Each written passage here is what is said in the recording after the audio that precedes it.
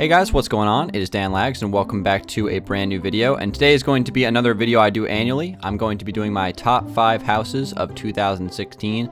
So for each of the last, I want to say 3 years now. I think I did it back in 2014, 2015. So this might be the third installment of the top 5 houses of the year.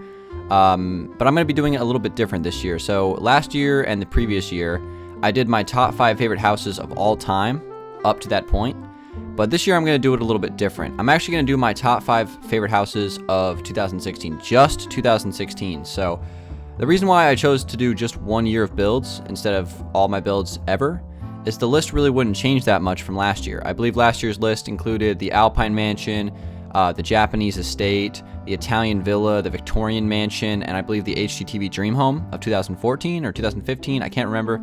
And basically, if I were to do that list of my top 5 favorite houses of all time this year, there might only be like one change to the list. So I don't want to basically give you guys the exact same video. So that's why I decided to make it the top 5 houses of 2016. So this is going to be a compilation of my 5 favorite houses that I created this year.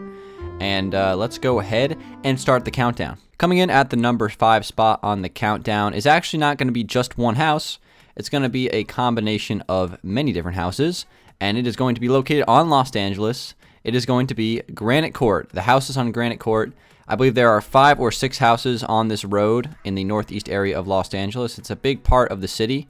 It was important to the completion of the world, and it was one of the last few things that I did before the world was finished. So I wanted to include this on the list. I know it's not just one house, but it'll kind of be like all of them combined into one, which is really what I'm going for here. So basically the theme of these houses is they're not really the greatest houses in the world in terms of like the design. You're not going to find like these fancy mansions or like anything like that might be coming up later in the list, but they're, you know, low end suburban houses, but I think the detail on them makes them fit that theme very well. And it's like one of my favorite areas of Los Angeles. It's a pretty underrated spot. So coming in at number 5 is the houses on Granite Court in Los Angeles. Let's move on to number 4. Coming in at number 4 on the countdown is the HGTV 2016 Dream Home. So this is a house I built in 2016, given the year that it was built. It was the second installment of my HGTV series where I build the Dream Home. I've done it for 2015, which was really, really fun, so I decided to do it again for this year, 2016. And I'll most likely be doing it again for 2017 in a couple of months. So really fun project. It's basically just a standard Dan Lags Let's Build, except for HGTV. This year's theme was kind of like a Floridian style house on the Atlantic coast of Florida.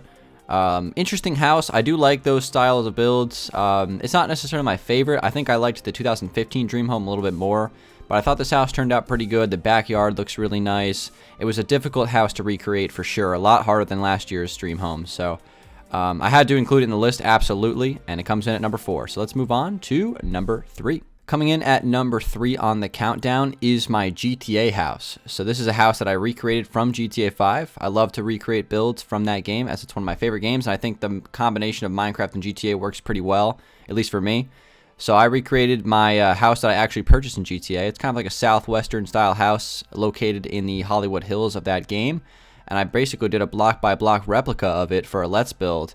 The exterior looks really cool. I thought it turned out pretty good. It's about the same as what it is in the game. But the interior, I think, is where it really stands out. I thought I did a good job of making the interior fit for Minecraft. The thing about the interior in GTA is they kind of used a portal system. So you go inside the house, and some of the interior really doesn't make a whole lot of sense compared to the actual inside of the house and the dimensions of the exterior. So the challenge for me was to create kind of like a garage space and some of the lower levels of the house to make that fit Minecraft, because in Minecraft, obviously, when you go inside the house, there's actually space in there, which is like one of the hard parts. So I had similar challenges in the Eclipse Tower build to this one, but I thought those challenges were worthwhile. It was a lot of fun. I thought the interior for this house is like one of the best interiors I've done. So definitely had to make the list 100%, and it comes in at number 3. So let's move on to the top 2. Coming in at number 2 on my top 5 favorite houses of 2016 is the A-frame modern house. So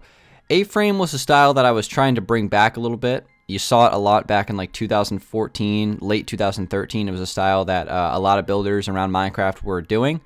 And I thought it would be an interesting thing to kind of bring it back in 2016.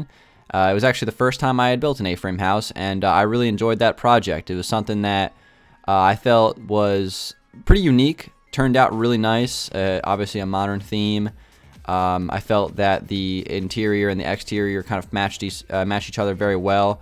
Funny enough, it's actually just next door to number 4 in this list, which is the 2016 HGTV Dream Home, and right across the street from last year's HGTV Dream Home. So that was pretty cool. So they kind of have like this nice neighborhood developing right there, and we'll probably do the 2017 Dream Home on that road as well. So I put the A-frame house just above the GTA house and the HGTV home just because it was my own original design. Obviously, those other 2 houses were recreations of something that already existed.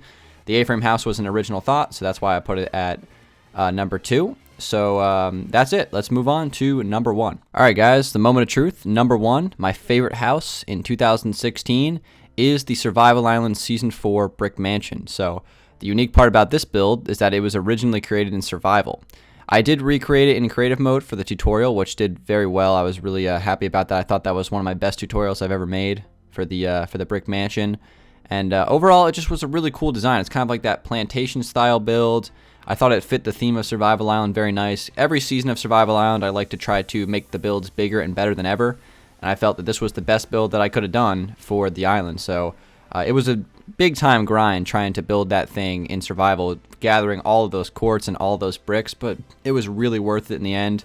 And it was overall my favorite house of 2016 without a doubt. I didn't really do an interior on it, but I thought the challenge of building it, building a whole house in survival on the exterior was enough for me to put it at the top spot. I was thinking about putting the A-frame at number 1, but I decided since the Brick Mansion, it is a mansion after all, so you got to go big and put that at the top spot. So that's my top 5 houses of 2016, guys. That's going to conclude the countdown. All of those builds that I mentioned in this video, I built this year. And we'll just see what what I have in store for 2017. One thing about 2016, I don't feel like I did as many builds, as many house builds as I did in previous years. I didn't do as many Let's builds. I was really focusing on trying to finish up Los Dangeles, so that took a lot of time out of me potentially building houses. So hopefully in 2017 I can build a lot more houses and make another list like this next year. So thank you guys very much for watching this video. I really appreciate it. Give the video a like if you enjoy it. If you haven't seen the countdowns from the previous years, I'll put those in the description. Check those out. It's been Dangeles, guys. Thanks for watching. I'll see you on the next one. Peace out.